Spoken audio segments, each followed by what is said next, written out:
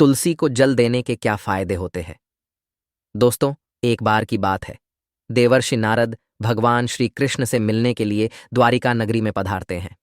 नारद जी को देखकर भगवान श्री कृष्ण प्रसन्न होकर उनका स्वागत करते हुए कहते हैं, आइए देवर्षि, द्वारिका में आपका स्वागत है।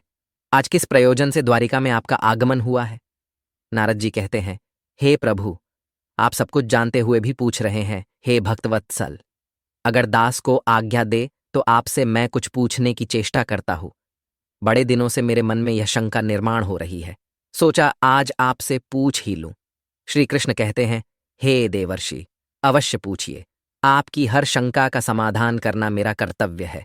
मैं जानता हूं कि आप अवश्य ही समस्त मनुष्यों के हित की बात ही पूछेंगे, इसीलिए आप निसंकोच होकर पूछिए। आपके मन में जो भी शंका हो उसका निवारण मैं अवश्य करूंगा। देवर्षि कहते हैं, हे प्रभु, देवी तुलसी का माहात्म्य तो मैं जानता हूं और यह भी जानता हूं कि भगवान विष्णु को तुलसी का पौधा अत्यंत प्रिय है। किंतु हे प्रभु, तुलसी को जल देने से मनुष्य को कौन सा फल मिलता है। मैंने देखा है कि अनेक ऋषि मुनि तथा पृथ्वी लोक के निवासी तुलसी को जल अर्पण करते हैं। इसीलिए मैं आपके पास तुलसी को जल देने का महात्म्य जानने के लिए ही आया हूं।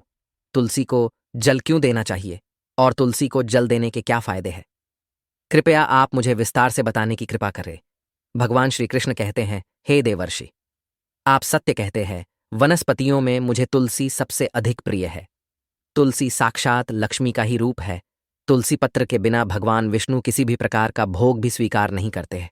हे देवर्षि, आज मैं आपको तुलसी को जल देने के महात्म्य की एक अत्यंत प्राचीन कथा सुनाता हूं। इस कथा के माध्यम से आपको आपके सभी प्रश्नों के उत्तर मिल जाएंगे। जो भी इस कथा को ध्यान से सुनता है उसे 100 वर्षों तक तुलसी को जल देने का फल मिलता है। इसीलिए देवर्षि, आप इस कथा को ध्यान से पूरा अवश्य सुने। देवर्षि कहते हैं, हे प्रभु, आपके मुख से साक्षात माता लक्ष्मी स्वरूपा तुलसी को जल देने का माहात्म्य सुनना बड़े सौभाग्य की बात है। इसीलिए हे प्रभु, आप मुझसे इस माहात्म्य को कहिए। मैं ध्यानपूर्वक इसका श्रवण करूंगा और इसका तीनों लोकों में प्रचार करूंगा। फिर भगवान श्री कृष्ण नारद जी को कथा सुनाने लगते हैं। पूर्वकाल की बात है, अवंतीपुरी में धनेश्वर नाम का ब्राह्मण रहता था। वह जन्म से तो ब्राह्मण था, किंतु वह कर्म से भ्रष्ट, कपटी बुद्धि वाला, कंबल तथा चमड़ा आदि बेचकर धन कमाने वाला तथा अत्यधिक झूठ बोलने वाला था। उसका मन हमेशा बुरे काम करने में लगा रहता था। वह चोरी, वेश्यागमन तथा जुए में आसक्त रहता था। उसने अपने जीवन में कभी पुण्य के काम नहीं किए, शास्त्रों का अध्ययन नहीं किया, पूजा पाठ भी नहीं किया। सदैव अपना मन दूसरों के धन पर लगाकर रहता था। वह दिन में धन कमाता और रात्रि में वेश्याओं के साथ रात बिताता था। इस प्रकार से वह अत्यंत पापी धनेश्वर ब्राह्मण अपना जीवन केवल पाप करने में व्यतीत करता था। उसने अपने मुख से कभी भगवान विष्णु का नाम भी नहीं लिया और न कभी देवी देवताओं का पूजन किया। इस प्रकार से पाप करते हुए उसे अनेक वर्ष बीत गए। फिर वह धनेश्वर ब्राह्मण खरीदी बिक्री करने के लिए माहिष्मतीपुरी में जा पहुंचता है। उस नगर के पास से नर्मदा नदी बहती है। उस स्थान पर उस नदी में स्नान करने के लिए दूर दूर से लोग आया करते हैं। फिर वह ब्राह्मण उसी नदी के किनारे के एक आश्रम में ठहरता है। उस आश्रम में अनेक विद्वान ब्राह्मण पुराणों का पठन तथा भगवान विष्णु की स्तुति में मग्न रहते थे। वह पाखंडी धनेश भी ढोंग करता हुआ वहीं पर उनके साथ रुक गया। उन विद्वान ब्राह्मणों के साथ रह के उसे भी श्री हरि विष्णु के नाम सुनने का अवसर मिलता था। वह उस स्थान पर 1 महीने तक रुका। फिर वहां पर आए लोगों ने गायों का पूजन करके ब्राह्मणों को भोजन कराया, तो उस पापी ब्राह्मण ने भी उनके साथ बैठकर भोजन किया और भगवान का प्रसाद ग्रहण किया। वहीं पर उस आश्रम में एक तुलसी का पौधा था। वह ब्राह्मण जाने अनजाने में ही उस तुलसी के पौधे में पानी डालता था। उसके मन में कोई विचार नहीं था कि वह क्या कर रहा है। वह रोज सुबह उठकर पात्र में पानी लेकर तुलसी के पौधे में डालता रहता था। फिर एक दिन वह आश्रम में सोया हुआ था तो उस स्थान पर एक सर्प आ गया और उस सर्प ने उसे नींद में ही काट लिया। उस पापी ब्राह्मण की नींद में ही मृत्यु हो गई। सुबह जब अन्य ब्राह्मणों ने उसे बेहोश अवस्था में देखा तो उन्होंने उसके मुख में तुलसी पत्र और तुलसी का जल डाल दिया। फिर सभी ब्राह्मणों को पता चला कि उसकी मृत्यु हो गई है। उस पापी ब्राह्मण की मृत्यु के बाद उस स्थान पर यम के दूत प्रकट हुए और उसे पकड़कर यमलोक ले जाने लगे। रास्ते में जाते हुए वह ब्राह्मण विलाप करने लगा और यमदूतों से कहने लगा हे यमदूतों, मुझे कहाँ ले जा रहे हो? मेरी मृत्यु किस कारण से हुई है? तब यमदूत कहने लगे, अरे दुष्ट ब्राह्मण, तूने जन्म से लेकर मृत्यु तक बहुत पाप किए हैं। तेरे पापों के कारण ही तुझे एक काले सर्प ने काट लिया और तेरी मृत्यु हो गई है। अब हम तुझे यमलोक लेकर जा रहे हैं। वहां पर यमराज तेरे पाप कर्मों का लेखा जोखा देखेंगे और निश्चित ही तुझे वे नरक में डालेंगे। फिर वह ब्राह्मण जोर जोर से विलाप करने लगा और उन यमदूतों से क्षमा याचना करने लगा। किंतु यम के दूतों को उस पर जरा सी भी दया नहीं आई और वे उसे पीटते हुए यमलोक लेकर गए। जब यम के दूत उस ब्राह्मण को लेकर यमराज के सामने पहुंच गए तो यमराज के पास बैठे हुए चित्रगुप्त ने उस ब्राह्मण के जन्म से लेकर मृत्यु तक के कर्मों का लेखा जोखा निकाला और यमराज से कहने लगे, हे महाराज, इस ब्राह्मण ने तो बचपन से लेकर मृत्यु तक पाप ही पाप किए हैं। इसने कोई पुण्य का काम नहीं किया है। यह तो मूर्तिमान पाप ही है। इसे कल्प भर के लिए नरक में डाल दिया जाए। फिर यमराज कहते हैं, हे दूत, जीवन भर पाप करने वाले इस दुष्ट ब्राह्मण को उठाकर ले जाओ और इसे कुंभीपाक नामक नरक में डाल दो। यमराज के आदेश का पालन करते हुए वे यम के दूत हंसते हुए उस पापी ब्राह्मण को लेकर चले गए और उसे मुदगरों से पीटने लगे, जिससे उस ब्राह्मण का मस्तक टूट गया और वे उसे कुंभीपाक नामक नरक में ले गए। उस भयंकर नरक में खौलते हुए तेल के बड़े बड़े घड़े थे, जिसके नीचे भयंकर अग्नि धधक रही थी। फिर यमराज के दूत ने उस ब्राह्मण को उस खौलते हुए तेल के घड़े में डाल दिया। लेकिन जैसे ही वह ब्राह्मण उस खौलते हुए तेल के घड़े में गिरा, वह तेल एकदम से ठंडा पड़ गया। इस विचित्र घटना को देखकर उस यम के दूत को बड़ा आश्चर्य हुआ। ऐसा पहले कभी नहीं हुआ था। उसने कितने ही पापियों को उस तेल के घड़े में डाला था, वे सभी उस खौलते तेल में गिरकर छटपटाने लगते थे। लेकिन जैसे ही वह ब्राह्मण गिरा, वह तेल अचानक से शांत और शीतल हो गया। इस आश्चर्य को देखते ही वह यमदूत तीव्र गति से दौड़ता हुआ यमराज के पास पहुंच गया। यमराज ने पूछा, हे दूत, क्या बात है? इतनी तीव्र गति से दौड़ते हुए क्यों आ रहे हो? फिर वह दूत कहता है, हे यमराज, आपने जिस ब्राह्मण को कुंभीपाक में डालने के लिए कहा था, जैसे ही हमने उसे कुंभीपाक नरक में डाल दिया, नरक की अग्नि बुझ गई और वह खौलता हुआ तेल भी ठंडा पड़ गया। फिर यमराज कहते हैं, हे दूत, यह तो बड़ी ही विचित्र घटना है। ऐसा तो पहले कभी नहीं हुआ। यमराज विचार कर रहे होते हैं, तभी उस स्थान पर देवर्षि नारद पधारते हैं।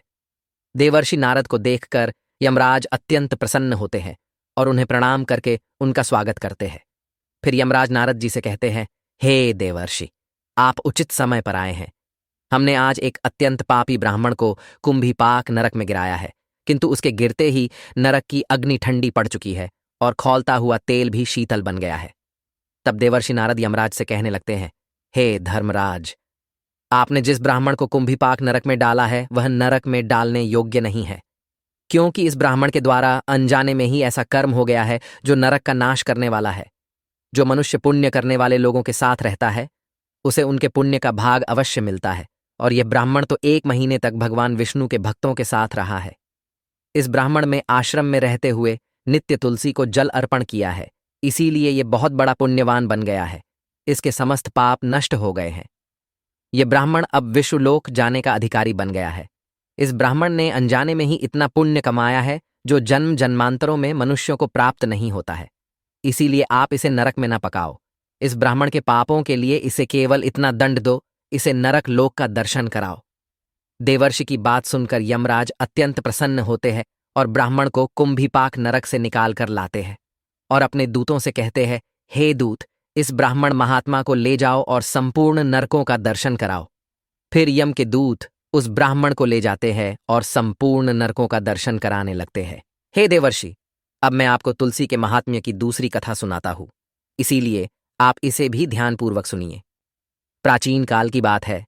सह्य पर्वत पर करवीरपुर में धर्मदत्त नाम के एक विद्वान ब्राह्मण रहा करते थे। धर्मदत्त भगवान विष्णु की भक्ति करने वाले, एकादशी का व्रत करने वाले तथा भलीभांति भगवान विष्णु की भक्ति में सदैव ही तत्पर रहते थे। वे नित्य तुलसी का पूजन किया करते थे। नित्य सुबह जागकर तुलसी को जल देना, तुलसी की परिक्रमा करना और संध्या के समय तुलसी के पास दीपक जलाकर भगवान विष्णु का नाम स्मरण किया करते थे। द्वार पर आए हुए अतिथियों का वे आदर सत्कार करते थे। द्वार पर आए हुए अतिथि को वे भगवान विष्णु का रूप मानकर ही उनका सम्मान करते थे। उस ब्राह्मण के गांव में भगवान विष्णु का एक अत्यंत सुंदर और शोभायमान मंदिर था। एक दिन वह ब्राह्मण सुबह जल्दी जागकर स्नान आदि कार्य संपन्न करके भगवान विष्णु के मंदिर की ओर निकल जाता है। उसके पास भगवान के पूजन की समस्त सामग्री होती है और साथ में तुलसी जल भी होता है। मंदिर को जाने के लिए जंगल के मार्ग से वह निकल पड़ता है। कुछ देर तक चलने के बाद उसे एक राक्षसी दिखाई पड़ती है जो उसी की तरफ आ रही होती है। उस राक्षसी की आवाज बहुत भयंकर होती है, जिसे सुनकर कोई भी भय से थर थर कांपने लग जाए। राक्षसी के दांत लंबे और टेढ़े मेढ़े होते हैं। उसकी लपलपाती जीभ, ढसी हुई लाल रंग की आंखें, नग्न शरीर और बड़े बड़े ओंठ, सिर पर बड़े बड़े सिंग होते हैं, जिसे देखकर कोई भी साधारण मनुष्य भयभीत हो जाए। वह भयंकर राक्षसी ब्राह्मण को देखकर उसे खाने के लिए उसकी तरफ आने लगती है। राक्षसी सोचने लगती है, आज तो बहुत ताज़ा ताज़ा मांस खाने को मिलेगा। आज मेरा शिकार मेरी तरफ ही आ रहा है। उस राक्षसी को देखकर वह ब्राह्मण भयभीत हो जाता है और भगवान से रक्षा की प्रार्थना करने लगता है। वह ब्राह्मण उस राक्षसी से बचने के लिए झाड़ियों के पीछे छिप जाता है, लेकिन वह राक्षसी उसके नजदीक आ जाती है और कहने लगती है, हे मनुष्य, तू मुझसे बच नहीं सकता, तेरी मृत्यु तय है। आज ईश्वर ने तुझे मेरा ग्रास नियुक्त किया है, इसीलिए तू बचने का व्यर्थ ही प्रयास। इस जंगल में मुझसे कोई नहीं बच सकता। जो भी प्राणी मेरे पास आता है वह मेरा भोजन अवश्य बन जाता है। मुझे पता है तू झाड़ियों के पीछे छिपा हुआ है, तेरी आकृति मुझे साफ साफ दिखाई पड़ रही है, इसीलिए तू जल्दी मेरे सामने आ जा। राक्षसी की ऐसी बातें सुनकर ब्राह्मण के पसीने छूटने लगते हैं। वह भय से थर्रा उठता है, उसका अंग अंग कांपने लगता है। फिर वह ब्राह्मण भगवान विष्णु का स्मरण करते हुए सोचने लगता है, मैं भगवान विष्णु का परम भक्त हूँ, नित्य उनकी पूजा करता हूँ। मुझे राक्षसों से कैसा भय? अगर भगवान की यही इच्छा है तो मैं उस राक्षसी के सामने खड़ा हो जाता हूँ। फिर वह ब्राह्मण साहस करते हुए बाहर आ जाता है और साहस करते हुए वह पात्र में रखा हुआ तुलसी दल मिश्रित जल उस राक्षसी के ऊपर फेंक देता है। तुलसी दल मिश्रित जल राक्षसी पर पड़ते ही राक्षसी का अंग अंग जलने लगा और उसके सभी पातक नष्ट हो गए। उस जल के प्रभाव से उस राक्षसी का उग्र स्वभाव अचानक से शांत हो गया और फिर उसे अचानक से उसके पिछले जन्मों का स्मरण होने लगा। उसने पिछले जन्म में जो जो पाप कर्म किए थे वह सब उसे याद आने लगे और उसे नरक में कौन कौन सी सजाएं भुगतनी पड़ी थीं, सब कुछ अचानक से उसे याद आ गया। फिर वह राक्षसी उस ब्राह्मण की ओर देखकर कहने लगी, हे ब्राह्मण देवता, आप कौन हैं? आपने मुझ पर यह कौन सा जल डाल दिया है जिससे मेरा अंतकरण शुद्ध हो गया है, मेरी तामसिक प्रवृत्ति नष्ट हो गई है। मैं तो यहां पर आपको भोजन समझकर खाने के लिए आई थी, किंतु अब मेरी भूख भी शांत हो चुकी है और मुझे अपने पूर्व जन्म के कर्म याद आने लगे हैं। किस कारण से मुझे राक्षसी का शरीर प्राप्त हुआ? पूर्व जन्म के पाप के कारण ही मैं इस दशा को पहुंच गई हूं, इसीलिए हे ब्राह्मण देवता, मुझे क्षमा करके बताने का कष्ट करे। ब्राह्मण कहता है, हे राक्षसी, मैं भगवान विष्णु का भक्त धर्मदत्त हूं और मैंने तुम पर तुलसी दल मिश्रित जल डाल दिया है, जिससे तुम्हारे दुष्ट स्वभाव का नाश हुआ है। हे राक्षसी, तुम मुझे बताओ, तुम कौन हो? तुम कहाँ से आई हो? इस वन में राक्षसी बनकर क्यों भटक रही हो? किस पाप के कारण तुम्हारी ऐसी दुर्दशा हुई है? मुझे सारी बातें विस्तार से बताओ। यदि तुम्हारी मुक्ति का कोई उपाय हो तो मैं अवश्य करूंगा। फिर वह राक्षसी कहने लगी, हे ब्राह्मण देवता, मैं आपको मेरे पूर्व जन्म का वृतांत सुनाती हूँ। पूर्व जन्म में सौराष्ट्र नाम के नगर में भिक्षु नाम के एक ब्राह्मण रहा करते थे, जो अत्यंत गुणवान, पुण्यवान तथा धर्म का पालन करने वाले थे। मैं उन्हीं की पत्नी थी और मेरा नाम कलहा था। उस जन्म में मैं बड़े भयंकर स्वभाव की स्त्री थी। मैंने वचन से अपने पति का कभी भला नहीं किया, कभी उन्हें भोजन नहीं परोसा। मैं अकेले ही मिष्टान्न भोजन करती थी और पति को बासी अन्न खिलाती थी। मैंने हमेशा अपने पति की आज्ञा का उल्लंघन किया, कभी उनकी कोई बात नहीं मानी, हमेशा अपनी ही मनमानी करती थी। कलह करना मुझे विशेष प्रिय था। मैं सदैव ही अपने पति के साथ कलह करती थी। मैंने अपने पति के माता पिता की कभी सेवा नहीं की, उनके साथ सदैव ही दुर्व्यवहार किया। मेरे पति मुझसे सदा दुखी रहते थे। मेरे आचरण से उन्हें बहुत कष्ट होता था। मेरे दुष्ट आचरण से दुखी होकर मेरे पति ने दूसरी स्त्री से विवाह करने का विचार किया। तब मैंने क्रोध में आकर विष खाकर अपने प्राण त्याग दिए। फिर यमराज के 2 दूत मुझे लेने के लिए आ गए और मुझे पाश में बांधकर पीटते हुए यमलोक लेकर गए। यमदूतों ने मुझे यमराज के सामने खड़ा कर दिया। यमराज का विकराल रूप देखकर मुझे बड़ा भय लगने लगा। मुझे देखकर यमराज ने चित्रगुप्त से कहा, हे चित्रगुप्त, देखो तो सही, इस स्त्री ने अपने जीवन में कौन से कर्म किए हैं। इसने कोई शुभ कर्म किए हैं या नहीं, इसके पाप अधिक है या पुण्य। तब चित्रगुप्त ने मेरे कर्मों का लेखा जोखा देखते हुए कहा, हे धर्मराज, इसने तो अपने जीवन में कोई भी पुण्य का काम नहीं किया है। ये स्वयं मिष्टान्न भोजन करती थी और पति को बासी भोजन खिलाती थी। इसीलिए इसे चमगादड़ के जन्म में डाल देना उचित होगा, जहां पर ये विष्ठा खाती हुई जीवन व्यथित करे। इसने सदैव ही अपने पति से द्वेष किया है तथा इसकी प्रवृत्ति सदा ही कलह करने वाली थी। इसीलिए इसे सुअरनी के जन्म में डाल दिया जाए, जहां पर ये विष्ठा का भोजन करती हुई समय व्यतीत करे। हे धर्मराज, इस पापी स्त्री ने जिस बर्तन में भोजन बनाया उसी बर्तन में हमेशा भोजन किया है। इसी दोष के कारण इसे बिल्ली के जन्म में डाल दिया जाए, जिससे ये अपने ही संतान का भक्षण करने लगेगी। इस स्त्री ने अपने पति को निमित्त बनाकर विषप्राशन करके आत्मघात किया है। इस अत्यंत निंदनीय कार्य के लिए यह कुछ काल के लिए प्रेत बनकर पृथ्वी पर निवास करेगी। इसे दूतों के साथ मरु प्रदेश में भेज देना चाहिए। वहां पर ये अनेक वर्षों तक प्रेत का शरीर धारण करके रहेगी। चित्रगुप्त के द्वारा इस प्रकार से मेरे कर्मों का लेखा जोखा बताने के बाद धर्मराज ने अपने दूतों को आज्ञा देकर मुझे नरक में डाल दिया। नरक में अनेक वर्षों तक सजा भोगने के बाद मुझे अलग अलग प्राणियों के जन्म में डाल दिया गया। इस प्रकार से अनेक पशुओं के जन्म प्राप्त करके अब मैं इस जन्म में प्रेत बनकर घूम रही हूं। प्रेत के शरीर में आकर मुझे 500 वर्ष बीत चुके हैं। इस प्रेत के शरीर में मैंने अनेक निष्पाप मनुष्यों को खाया है और अनेक प्राणियों का भक्षण किया है। फिर एक दिन मैंने भूख प्यास से पीड़ित होकर एक पुरुष के शरीर में प्रवेश किया। उस पुरुष के साथ मैं कृष्णा नदी के तट पर आ गई। वहां पर भगवान विष्णु के पार्षदों ने मुझे उस पुरुष के शरीर से निकालकर बलपूर्वक वहां से भगा दिया। हे ब्राह्मण देवता, तभी से मैं भूख प्यास से व्याकुल होकर प्रेत बनकर इधर उधर भटक रही हूं। आज मैं इस जंगल में अपनी भूख मिटाने के लिए ही आई थी। तब मेरी नजर आप पर पड़ी, किंतु आपके हाथ से मेरे ऊपर तुलसी दल मिश्रित जल पड़ने से मेरे पाप नष्ट हो गए और मुझे मेरे पूर्व जन्म का स्मरण हुआ, जो मैंने आपको सारा सारा बता दिया है। हे विप्रवर, आप मुझ पर कृपा कीजिए। आप कोई पुण्यात्मा दिखाई पड़ते हो। कृपया आप मुझे इस प्रेत के शरीर से मुक्ति दिलाइए। फिर वह धर्मदत्त ब्राह्मण कहता है, हे राक्षसी, तीर्थ स्नान, दान तथा व्रत आदि कार्यों से मनुष्यों के पाप नष्ट हो जाते हैं, किंतु इस समय पर तुम प्रेत के शरीर में हो, इसीलिए ये कार्य तुम नहीं कर पाओगी। तुम्हारी ऐसी दुर्गति देखकर मुझे बड़ा दुख हो रहा है। तुम्हारा दुख देखकर तुम्हारा उद्धार किए बिना मेरे मन को शांति नहीं मिलेगी। मैं भगवान विष्णु का भक्त हूँ और मैं नित्य तुलसी को जल देता हूँ, तुलसी को प्रणाम करता हूँ। शास्त्र कहते हैं कि जो तुलसी को जल देता है उसके समस्त पाप नष्ट हो जाते हैं। इसीलिए मैं तुम्हें मेरा तुलसी को जल देने का पुण्य प्रदान करता हूँ। यह पुण्य लेकर तुम उत्तम गति को प्राप्त हो जाओ, ऐसी मैं भगवान विष्णु के श्री चरणों में प्रार्थना करता हूँ। इतना कहकर धर्मदत्त ने भगवान विष्णु का स्मरण करते हुए तुलसी मिश्रित जल उस राक्षसी के शरीर पर डाल दिया और कहा, हे प्रभु, मैंने सच्चे हृदय से तुलसी को जो जल चढ़ाया है उसका पुण्य इस राक्षसी को देता हूँ। कृपया इसको मुक्ति प्रदान कीजिए। जैसे ही वह तुलसी मिश्रित जल उस राक्षसी के शरीर पर पड़ा, उसका राक्षसी शरीर भस्म हो गया और उसके शरीर से एक दिव्य रूप धारण की हुई स्त्री निकली। वह साक्षात देवी के समान तेजस्विनी दिखाई देने लगी। उसका रूप देखकर ऐसा जान पड़ रहा था कि वह स्वर्गलोक की कोई अप्सरा हो। तब उस स्त्री ने धर्मदत्त को प्रणाम किया और कहने लगी, हे द्विज श्रेष्ठ, आपकी कृपा से मुझे इस पापी शरीर से मुक्ति मिली है। मैं पाप के समुद्र में डूब रही थी, आप मेरे लिए नौका बनकर आए हैं।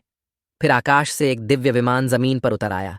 उस विमान में भगवान विष्णु के 2 पार्षद बैठे हुए थे। उस दिव्य विमान और उसमें बैठे हुए पार्षदों को देखकर धर्मदत्त को बड़ा विस्मय हुआ। उसने उन पार्षदों को प्रणाम किया। ब्राह्मण को प्रणाम करते हुए देखकर वे पार्षद कहने लगे, हे ब्राह्मण, तुम्हें धन्यवाद है, क्योंकि तुम सदा ही भगवान विष्णु की आराधना में संलग्न रहते हो, अतिथियों का सत्कार करते हो। तुम धर्मात्मा हो और एकादशी के व्रत का अनुष्ठान करते हो। तुमने बचपन से लेकर आज तक तुलसी को जल दिया और उसकी सेवा की है। तुम्हारे पुण्य के दान से ही यह राक्षसी पाप से मुक्त होकर विष्णु लोक को जा रही है। जब तुम्हारे इस शरीर का अंत होगा, तुम अपनी पत्नी के साथ भगवान विष्णु के धाम वैकुंठ लोक में जाओगे और उन्हीं के समीप चिरकाल तक निवास करोगे। श्री कृष्ण कहते हैं, हे देवर्षि, इस प्रकार से तुलसी को जल देने का पुण्य प्रदान करके धर्मदत्त ब्राह्मण ने उस राक्षसी को मुक्ति दिलाई है। भगवान श्री कृष्ण कहते हैं, हे देवर्षि, वनस्पति नाम तुलसी, मासा नाम कार्तिकः प्रिय, एकादशी तिथि नाम चक्षेत्राणाम द्वारका मम। वनस्पतियों में मुझे तुलसी प्रिय है, मास में कार्तिक मास, तिथि में एकादशी और क्षेत्र में मुझे द्वारका प्रिय है।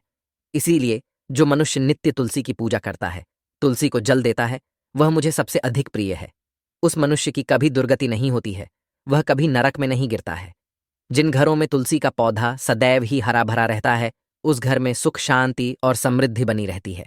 भगवान विष्णु की पूजा में और उन्हें चढ़ाए जाने वाले भोग में तुलसी के पत्र अवश्य होने चाहिए, क्योंकि तुलसी पत्र के बिना भगवान विष्णु किसी भी प्रकार का भोग स्वीकार नहीं करते हैं। इसीलिए प्रत्येक घर में तुलसी का पौधा अवश्य होना चाहिए।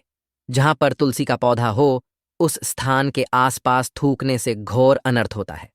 तुलसी के पास जल से भरा हुआ पात्र भी नहीं रखना चाहिए। तुलसी के पौधे के पास दीपक जलाने के बाद दीपक को वहां से हटा देना चाहिए, क्यों कि तुलसी के नीचे बुझा हुआ दीपक रखना अशुभ माना जाता है। जिस स्थान पर भी तुलसी का पौधा होता है, उस स्थान को हमेशा ही स्वच्छ रखना चाहिए। इसीलिए नियमित रूप से तुलसी के पौधे का पास साफ सफाई का ध्यान रखें। शास्त्रों के अनुसार मासिक धर्म के दौरान महिलाओं को तुलसी के पौधे में पानी नहीं डालना चाहिए और तुलसी को स्पर्श करना भी वर्जित है। तुलसी को बिना स्नान किए जल नहीं देना चाहिए और पैरों में चप्पल आदि पहनकर भी तुलसी को जल न दे। तुलसी को जल देते समय ध्यान रहे कि वह जल आपके पैरों पर ना पड़े, इससे तुलसी का अपमान होता है।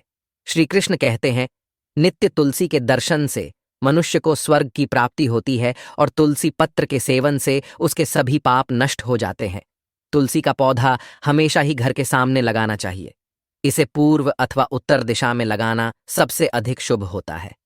हे देवर्षि, इस प्रकार से मैंने आपको तुलसी को जल देने का महात्म्य सुना दिया है। अब आपकी सभी शंकाओं का समाधान हो गया होगा। देवर्षि कहते हैं, हे प्रभु, आप धन्य हैं। आपके मुख से तुलसी को जल देने का महात्म्य सुनकर मुझे बड़ी प्रसन्नता हो रही है। इस कथा का श्रवण करके मेरे मन की सभी शंकाओं का समाधान हो गया है। अब मैं इस कथा का तीनों लोकों में प्रचार करूंगा। तो दोस्तों, इस प्रकार से भगवान श्री कृष्ण ने तुलसी को जल देने का महात्म्य नारद जी को सुना दिया। आपको यह कथा कैसी लगी, कमेंट करके अवश्य बताएं। आपने इस कथा को ध्यान से पूरा सुना, इसलिए आप सभी का धन्यवाद। आप इस कथा को शेयर करके इसका प्रचार अवश्य करें। अगर जानकारी अच्छी लगी तो वीडियो को लाइक जरूर करें। कमेंट में जय श्री कृष्ण अवश्य लिखें। साथ ही चैनल को सब्सक्राइब करें। आप सभी का धन्यवाद।